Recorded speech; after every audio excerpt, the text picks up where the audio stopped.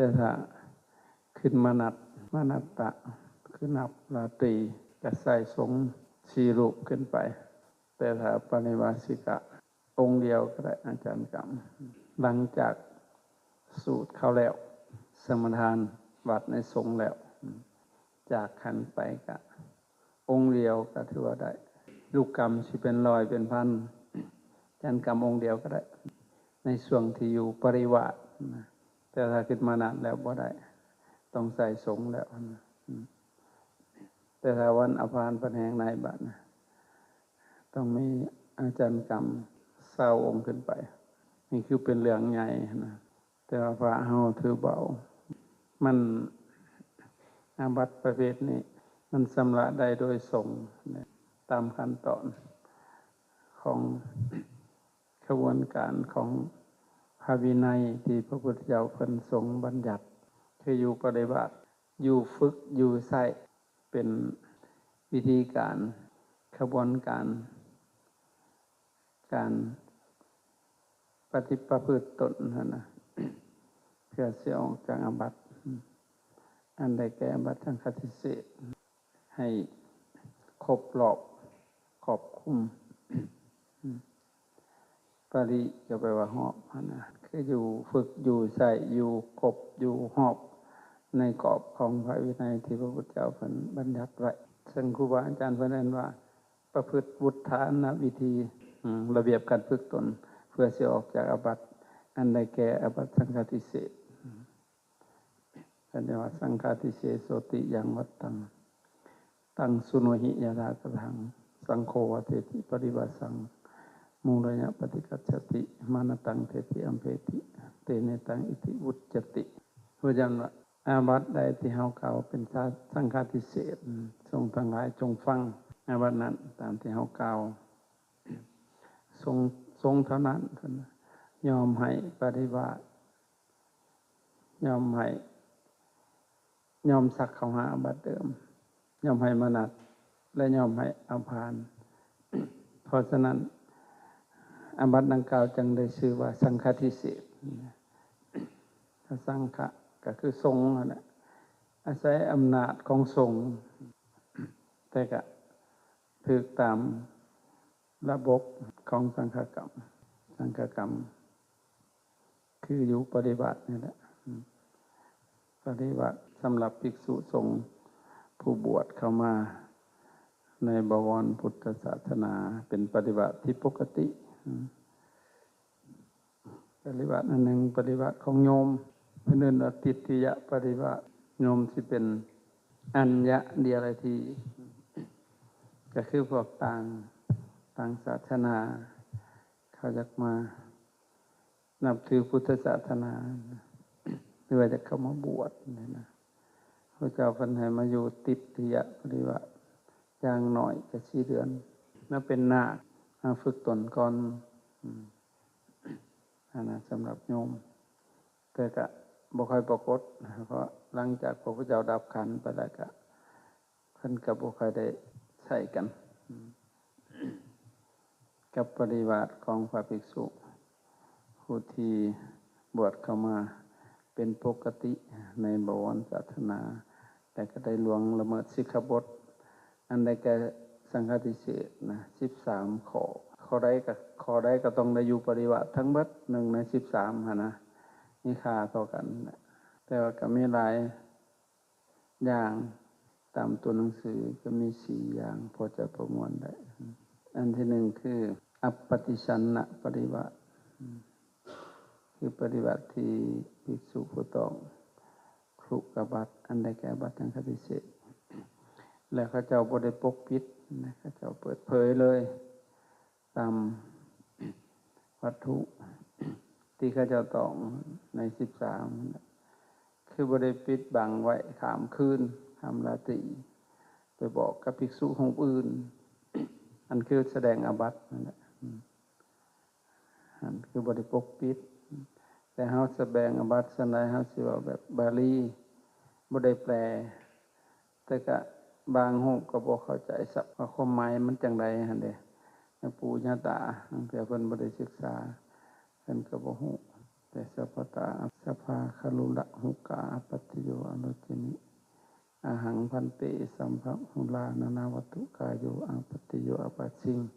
ตาตุมหะมูเรปฏิเตเสมิแค่นี้แหละว่าคนหนึ่งกลับ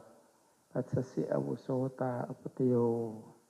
แล้วก็ตอบอุกัสสะอมะพันเตปัสสามิอันติงอุโสสังวรญาสีสาธุสุตุตอบกันไปเพื่อกระบอกหูความหมายทำไมก็คือบอกข้าแต่ท่านผู้เจริญขน่อยต้องอาบัติสังฆาทิเศษ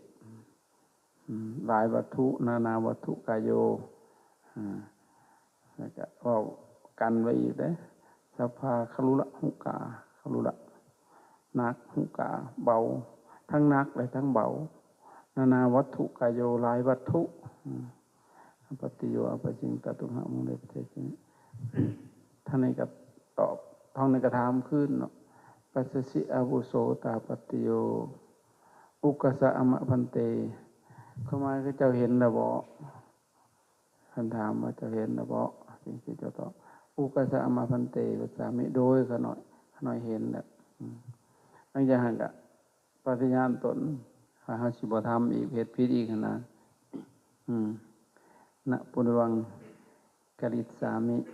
นะปุญวังภาสิตสามินะปุญวังจินตยิตสามิกริตสามิขน่อยสิบเพศอีกสิบธรรมอีกนะสาธุเพิ่นก็ดีแล้วนะปุญวังภาสิตสามิขน่อยสิบเว้าอีกเว้าก็เป็นอาบัติได้ทุกภาสิตทุกคำเว้าได้นะปุญวังจินตยิตสามิขน่อยสิบคิดอีกสาธุสาธุแปลว่าดีแล้วอันนี้คือความหมายของการบอกคือโรจนาบ่ได้ปิดบังแต่ว่าเพิ่นบ่ฮู้ความหมายแต่ว่าทำตามขนบธรรมเนียมตั้งใจทำกันมามันยังบ่ชัดเจนถ้าชัดเจนแท้ๆคุมบาเสบียงบาประกาศภิกษุรูปหนึ่งถ้าเพิ่นพรรษาหลายกว่าก็เฮาก็ต้องกราบถ้าเพิ่นพรรษาน้อยกว่าเฮาก็ยกมือจะกันนะแค่สิแสดงความบริสุทธิ์นี่ที่ว่าเป็นบาลีจบแล้วว่าภาษาบ้านเฮาก็ได้ขน้อยหันต้องอบัติสังฆาทิเศษแล้วเดี๋ยวนี้นะท่านนี้ก็ถามต้องขอใด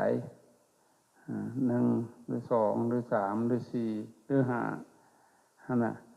ให้ได้นวัตถุได้แต่ละข้อมันเป็นจังไดจังต้องก็สารภาพตรงๆก็บอกไว้อันท่านแบบนี้เพิ่นเราต้องเข้าแบบอัปปฏิชันนะปฏิบัติอาบัติที่บ่ได้ปกปิดคือเฮาบ่ได้อยู่ปฏิบัติเฮาขอมนัสจากทรงเลยขอนิมนต์ทรงมา4องค์อย่างน้อยเฮาขอมนัสจากเพิ่นก็6ราตรีได้ก็เข้าหาทรงคือเอาผ่านกรรมได้เลยแต่ว่าซุมื้อนี้หลังจากพระพุทธเจ้าดับขันธ์ปรากฏว่าปฏิบัติประเภทนี้หายไปกับติทิยปฏิบัติไปเลยเป็นอย่างจะเป็นสั้นในยกหลังพระภิกษุบ่ค่อยซื่อตรง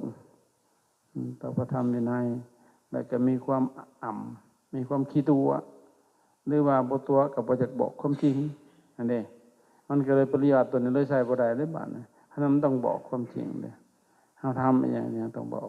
ชัดเจนเลยถ้าจังสิหายปฏิบัติชนิดนี้ได้อันนี้เพิ่นเรียกว่าอัปปฏิชันนะปริวาสมันนี่ก็ได้เหลือ3อย่างหลัง3อย่างหลังกับมาจากอัปปฏิชันนะปริวาสแล้วก็ปฏิชันนะปริวาสบัดนี้ภิกษุก็ต้องโลกบัตแล้วปกปิดอันตัวทบิดน่ะบ่ได้ปกปิดแต่อัน3อันหลังนี่ปกปิดทั้งหมดเลยอัปปฏิชันนะปริวาสปฏิชันนะปริวาสภิกษุก็ต้องโลกบัตแล้วปกปิดไว้1ราตรี2ราตรี3ราตรี10ราตรี100ราตรีก็ว่ากันไปเพราะว่าบางองค์ก็บวชนานอยู่องค์เดียวบ่มีเพื่อนบ่มีหมู่ที่แสดงอาบัตินั่นเองก็อยู่ไปแล้วก็อีกประการหนึ่งก็อาจสิบ่ฮู้พระธรรมวินัยด้วยนี่บ่แม่นบ่ฮู้แล้วบ่ต้องเด้บ่ฮู้ก็ต้องอันนี้ถ้าว่าตามตัวหนังสือก็ ต้อง10 ราตรีก็อยู่10 ราตรีต้อง3 เดือนก็ต้องอยู่ปฏิบัติ3 เดือนอยู่ฝึกอยู่ไสกันอย่างนั้นเด้ต้อง3 ปีก็ต้องอยู่3 ปีเด้อันนี้เว้าตามตัวหนังสือเอาละบัดนี้ก็เลยโยงไปอีกแล้วบัดนี้แต่ผู้ใดคิดได้ก็สบายใจเอาเข้าเรื่อยๆนี่แหละเพื่อสิชดเชยวัน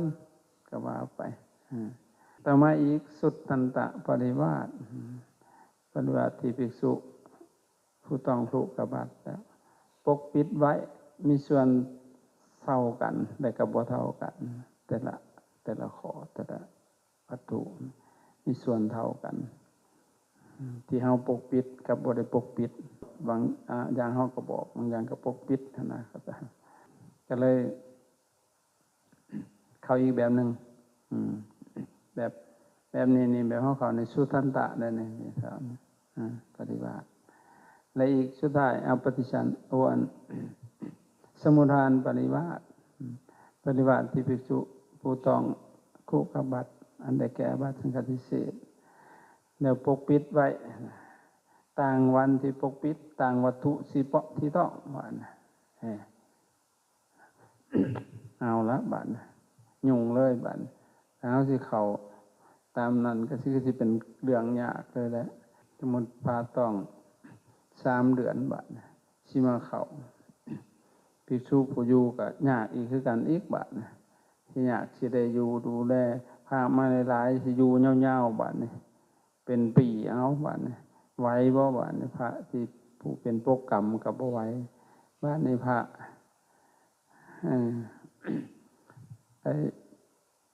การอุปถากอีกก็สิบ่ไหวอีกเอาพระก็ต้องมีกิจแต่หั่นนี่นะก็ต้องลำบากอีกต้องยากอีกนะโดยเฉพาะคือราชคณะเพิ่นผู้ปกครองเพิ่นก็ต้องไปหันไปนี่ไปธุระไปคิดก็เป็นเรื่องยากแล้วครูบาอาจารย์เพิ่นก็เลยมาคำนึงถึงที่พระพุทธเจ้าเพิ่นตรัสไว้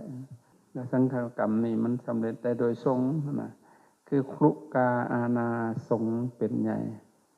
พระเจ้าตัดศีลในสงฆ์เด้สังฆกรรมมานี่นะก็เลยเอามติของสงฆ์ในเมื่อว่าสำเร็จได้โดยสงฆ์แล้วนะก็เอาเป็นว่าพวกเฮาสารภาพกับสงฆ์แล้วก็แล้วแต่สงฆ์สิตัดสินคล้ายๆถ้าสิชมเทียบทั้งโลกความผิดที่เอาผิดนะตามกฎบัญญัตินะกฎสมมุติบัญญัติกฎหมายอะไรรัฐธรรมนูญเฮาก็สารภาพมอบโตแล้วแต่เขาสิพิจารณาตามดุลพินิจของเขาถ้าเขาตัดสินจำคุก10 ปีเขาละนั้นก็ต้องได้อยู่หั่นแหละ10 ปีแต่10 ปีก็ยังบ่ได้ตายโตเพราะกฎบัญญัตินี่บ่ตายโตมันสามารถยืดหยุ่นได้ในการประพฤติอย่างเช่นนายกติดคุกกับนายขอผู้ละ10 ปีนะตัดสินแล้วต้องจำชดใช้อยู่หั่นละ10 ปีตามดุลพินิจของเขาและในตารางในคุกเขาก็จะมีกฎระเบียบของเขากฎระเบียบที่เด็ดขาดก็มีที่นักหน่วงก็มีที่เบาก็มีหรือว่ากฎที่ว่าคนประพฤติดีนะก็อาจจะมีการยืดหยุ่นผ่อนผันลดโทษลดลงมาก็ได้บ่ฮอด10 ปีตรงกันข้ามนายก่อประพฤติเลวตลอดกาลเลยเขาบ่ได้อยู่แต่10 ปีได้อาจสิเป็น20เพิ่มมิได้เพิ่มเรื่อยๆแหละเพราะมันสิเป็นโมฆะคำตัดสินนะตรงกันข้ามนายขอประพฤติชอบเจ้านายว่านั้นได้ก็เหตุตามเบิดบ่ได้เกี่ยงบ่ได้หยังสำนึกผิดได้จริงๆโดยกายโดยวาจาใจนายขออาจจะอยู่แค่5 ปีอาจจะได้ออกก่อนนายก่อฉะนั้นก็ฉะนั้นอันนี้คือกฎของไอ้สมมุติบัญญัติในโลกนี่กฎหนักกฎเบาถ้าหากว่านายก่อต้องผิดกฎเบา นายขอหันบ่ผิดเลยเราก็ได้ลดโทษอาจที่จะอยู่5 ปีแต่ว่านายก่อหันดู10 ปีตามกำหนดแน่นอนแล้วก็ผิดบ่หนักเนาะผิดกฎโทษเน็กๆหน่อยๆพอดีเฮ็ดให้ตัวเองเป็นทุกข์อะไรไป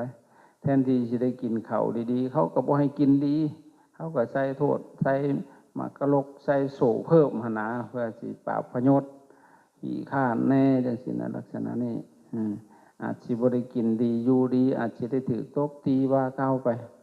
ตามนั้นแต่ครบ10 ปีแล้วก็ได้ออกแต่ออกมาก็มันก็บ่สดใสเพราะว่ามันถูกทรมานเนี่ยฉันได้ก็ถนัดนะอันนี้พระอาจารย์เพียงแต่เปรียบเทียบให้ฟังทีนี้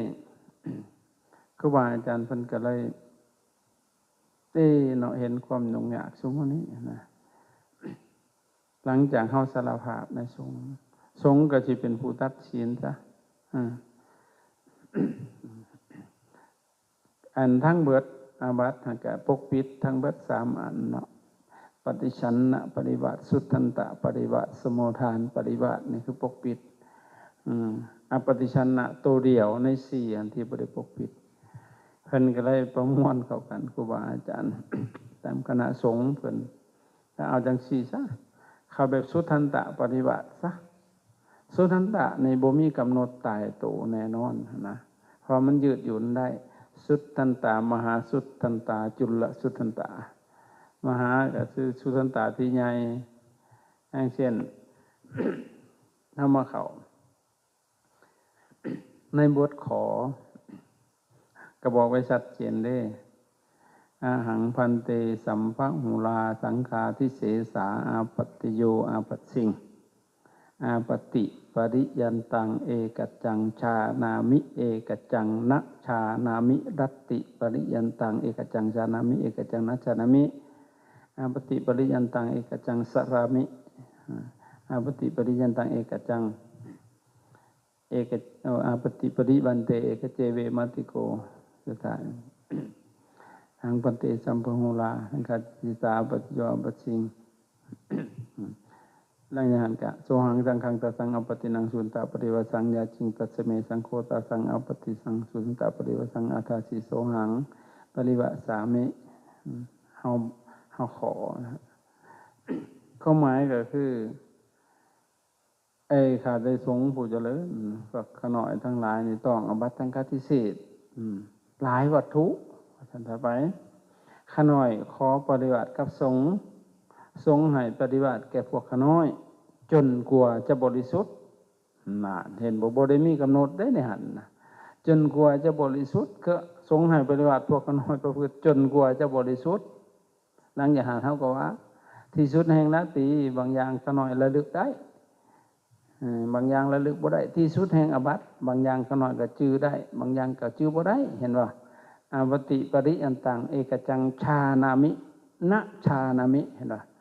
นี่บางอย่างก็ระลึกได้บางอย่างก็ระลึกบ่ได้ห้ามบอกนะไอ้สงฆ์ให้ปฏิบัติพวกขน้อยจนกว่าจะบริสุทธิ์แสดงว่าอำนาจอยู่ที่สงฆ์แล้วบาดนี่ไอ้สุทันตะนี่คือยืดจุนบ่มีกำหนดเลยตายโตนะอ้าวถามว่าเป็นหยังเขาก็อยู่แค่3 ราตรีนี่แหละปัญหาที่พระอาจารย์ประลบมาแกย้อนเพิ่นเห็นความยุ่งยากในการอยู่ของสำนักด้วยของสงฆ์ด้วยของโยมด้วยผู้ให้ความอุปถัมภ์เฮาอยู่โดนเนาะมาอยู่หลายๆอย่างสิหรือว่าอยู่ฮอด20-30 องค์เช็ดเลยเฮาสิหาอาหารบิณฑบาตมาเราเลี้ยงกันบ่ได้ดอกเว้นจากบ่อนเพิ่นที่มีบารมีจนถึงขั้นว่ามีโยมอุปถัมภ์ตลอดกาลสิมาเป็นร้อยเป็นพันเพิ่นก็รับได้อย่างเช่นคือทางเมืองไทยที่เฮาเคยได้ยินเนาะหลวงตานะหลวงตานี่เพิ่นมีบารมีเด้แต่พระอาจารย์บ่มีบารมีปานนั้นพอสิรองรับได้ปานนั้นนะก็เลยให้ความอนุเคราะห์ได้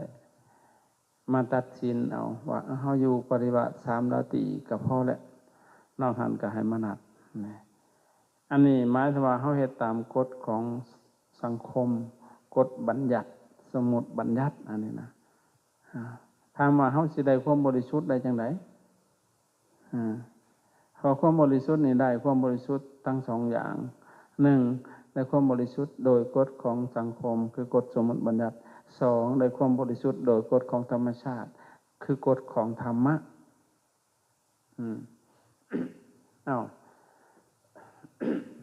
กฎของสังคมคือจังไดก็คือพระอาจารย์ยกตัวอย่างนะคือทางโลกนะก็เขาจะตัดสินสำนันได้สักดุลพินิจของเขาให้อยู่สำนันในเมื่อครบกำหนดเขาเฮากับประพฤติตามระเบียบที่เขาบัญญัติหอดมือนั้นเขากับปลดปล่อยเขาก็เป็นผู้บริสุทธิ์ได้หั่นน่ะศาลคุ้มขังเขาปล่อยเลยเด้ไผสิจับเขาอีกเขาบริสุทธิ์แล้วยกเว้นว่าเขาสิไปทำใหม่เด้โดยกฎของสังคมผ่านการอยู่ฝึกอยู่ใส่มาแล้วแต่สิบริสุทธิ์ด้วยธรรมศาสตร์มันอยู่ที่ใจเขาได้บาทเนี่ยคือนายก่อกับนายขอนายก่อบ่ริสุทธิ์โดยกฎของธรรมชาติแต่เขาได้ความบริสุทธิ์โดยกฎของสังคมเพราะว่าสังคมแปลว่าหยังนั่นน่ะเรียกว่ากฎสมมุติแปลว่าหยังกฎบัญญัติแปลว่าหยังเด้สังคมก็ที่ว่าคนร่วมๆกันเอาไปตามนั้นสังคมะคือไปพร้อมๆกันเอาไปชี้ก็ไปชี้กฎของสมมุติได้สมมุติกับสังมติเด้สังพร้อมมติตกลงพร้อมใจกันเอาตามที่ว่าแหละอันนี้ชื่อจังซั่นอันนี้ชื่อซี่กฎของบัญญัติได้บัญญัติก็แปลว่าตั้งขึ้นคนเฮาตั้งขึ้นโลกเฮาตั้งขึ้นคนตั้งขึ้นก็เอาจังซั่นตามที่ตั้งขึ้นอันนั้นแหละคือกฎของสังคมในเมื่อเขาอยู่ครบก็เขาก็บริสุทธิ์แหละอันนี้ก็เช่นกันกฎของวินัยนี่ก็กฎบัญญัติคือกันบัญญัติก็แปลว่าตั้งขึ้นคือกันอีกอันนี้ก็ตั้งขึ้นเพื่อสิให้ชนทั้งหลายที่มาอยู่รวมกันนี่แหละให้มันเป็นระบบให้มันเป็นระเบียบให้มันก้าวไปด้วยดีมันจังบ่ค่อยมีปัญหาเด้อันนี้เฮาอยู่โดยกฎสมมติบัญญัติถ้าหากว่าเฮาประพฤติชอบตามกฎของสังคมแล้วเขาก็ได้ความบริสุทธิ์แล้วก็จิตใจเขาก็อ่อนยอมปฏิบัติตามแล้วก็ได้ความซาบซึ้งของธรรมนี่ได้ความบริสุทธิ์ทั้งสองฝ่ายได้บาดนี่กฎของสังคมเขาได้อยู่แล้วถ้าเฮาบ่ได้ผิดตัวมันหนักอาบัตินะตัวมันหนักคือหยังตัวมันสิเฮ็ดในสังฆกรรมโมฆะก็คือถ้าปฏิบัติก็3อย่างสหาวโสวิปาวโสอนาโลจนะถ้ามานัดก็เพิ่มอีกอันนึงอุเนคเนจรณังคือการประพฤติบกพร่องในสงฆ์สหาวโสคือการอยู่ร่วมวิปาวโสคือการอยู่ปราศจากแล้วก็อย่างอีกอนาโลจนะคือการบ่บอกวัดอุเนคเนจรณังคือการประพฤติบกพร่องในสงฆ์นี่ถ้าเฮาบ่ต้องใน4อย่าง3อย่างนี่เฮาก็ได้ความบริสุทธิ์โดยกฎของสังคมฮอดวันได้ออกพร้อมกระมงแต่ถ้าผิดตัวนี้บ่ได้ที่ว่ามันเป็นโมฆะต้องได้ตั้งใหม่อันนี้กฎสังคมแต่กฎของธรรมชาติเกิดจากใจเฮาว่าเฮามีความลึกซึ้งทำใดกับธรรมะนะนี่ อันนี้คือปฏิบัติที่เฮาเข้ากันอยู่ถ้าสิเอาให้ตรงแท้ๆหั่นนะเฮาก็บ่ได้กำหนดออกภายใน3วันดอกต้องอยู่ประพฤติเบิ่งว่าภิกษุแต่ละรูปองค์ใดที่เขามีความอ่อนน้อมถ่อมตนมีความประพฤตินะตามพระธรรมวินัยแท้ๆนะระลึกได้แท้ว่าจากออกจากอาบัตินี่แท้เขายอมฝึกตนประพฤติตนให้มันถูกต้องบ่ให้ล่วงละเมิดสิกขาบทเฮากฎของปริวาสิกะมันหลายเด้94ข้อพุ่นเด้เห็นบ่ มากมายเลย